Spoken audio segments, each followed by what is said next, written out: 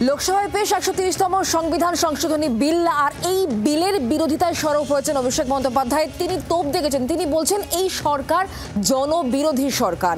একেবারে কাপুরুষের মতো এই বিল লোকসভায় পেশ করা হয়েছে। অভিষেক বন্দ্যোপাধ্যায় তিনি বলছেন যে এসআইআর নিয়ে যখন বিরোধীরা এক কাটে তখন নজর ঘোরানোর চেষ্টা করছে কেন্দ্র, সাধারণ মানুষকে বিভ্রান্ত করা হচ্ছে, অভিযোগ করেছেন অভিষেক বন্দ্যোপাধ্যায়।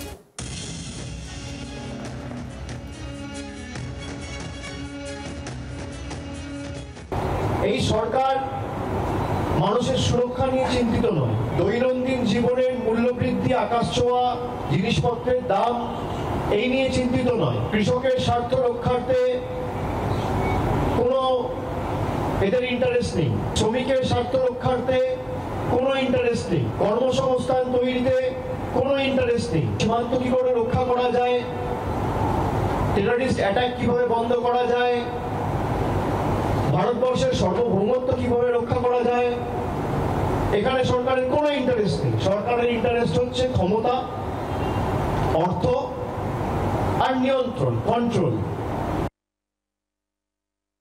বিজেপির ইন্টেনশন যদি সঠিক হতো তাহলে তো হেমন্ত বিশ্ব শর্মা, শুভেন্দু অধিকারী, অজিত পাওয়ার এরা কেউ বিজেপিতে গিয়ে পার পেয়ে যেত না।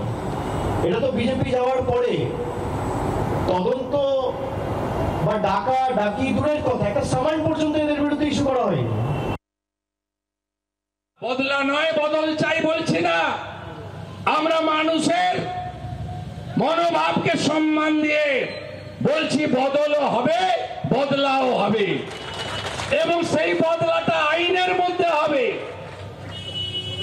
হাতে কেউ বদলা নেবে না, এবং সেটা যদি হয় এই সব অংশ এই মুখ্যমন্ত্রী জেলে থাকবেন অনেক দিন, সঙ্গে ভাইপো তো আগেই যাবে। বড় বড় কথা, হেমন্ত বিশ্ব শর্মা, শুভেন্দু অধিকারী, আরে ভাই আমার টিকি ছুঁতে পারবি না, যা না কোর্ট খোলা আছে। বাংলার আওয়াজ, বাঙালির আবেগ, জি 24 ঘন্টা।